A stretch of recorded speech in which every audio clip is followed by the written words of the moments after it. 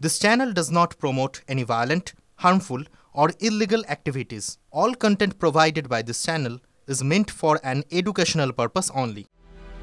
আগের থেকে ভালো আছেন, তবে শারীরিক অবস্থা স্থিতিশীল হলেও উদ্বেগজনক, এমনটাই বলছেন চিকিৎসকরা। সূত্রের খবর, শনিবার নিজের বাড়িতেই আচমকা অসুস্থ হয়ে পড়েন প্রাক্তন বিচারপতি অভিজিৎ গঙ্গোপাধ্যায়। তলপেটে ব্যথা, তারপর বমিও হয় বলে জানা যায়। তারপরই তাকে আলিপুরের ওই হাসপাতালে আনা হয়। বর্তমানে আইসিইউতে চিকিৎসাধীন রয়েছেন অভিজিৎ গঙ্গোপাধ্যায়। ইতিমধ্যেই 7 সদস্যের মেডিকেল বোর্ড তৈরি হয়েছে। হাসপাতাল সূত্রে খবর, গ্যাস্ট্রোইন্টেস্টাইনাল সেপসিসের সংক্রমণে আক্রান্ত হয়েছেন প্রাক্তন বিচারপতি। শুরু হয়েছে চিকিৎসা। চিকিৎসকরা বলছেন, অবস্থা আপাতত স্থিতিশীল হলেও উদ্বেগ এখনই কাটছে না।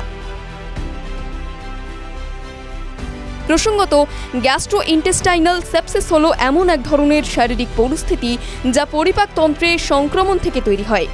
এই ধরনের অসুস্থতার জেরে রোগীর শারীরিক অবস্থা সংকটজনক পর্যায়ে যেতে পারে।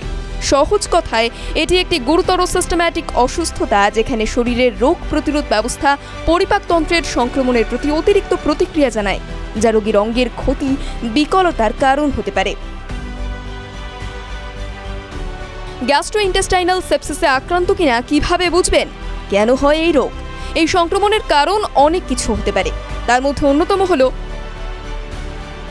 পরিপাকতন্ত্রের ছিদ্র বা ঘা, পেপটিক আলসার বা অন্ত্রের ছিদ্র, সেপ্টিসেমিয়া, আলসারেটিভ কোলাইটিস, গ্যাস্ট্রোএন্টেরাইটিসের মতো রোগ।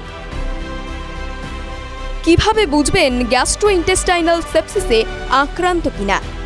গ্যাস্ট্রোইন্টেস্টাইনাল সেপসিসের লক্ষণগুলি হল জ্বর, ঠান্ডা লাগা, দ্রুত হৃদস্পন্দন, শ্বাসকষ্ট, পেটে ব্যথা, বমি বমি ভাব এবং বমি হওয়া, ডায়রিয়া, দুর্বলতা, মানসিক অবস্থার পরিবর্তন হওয়া।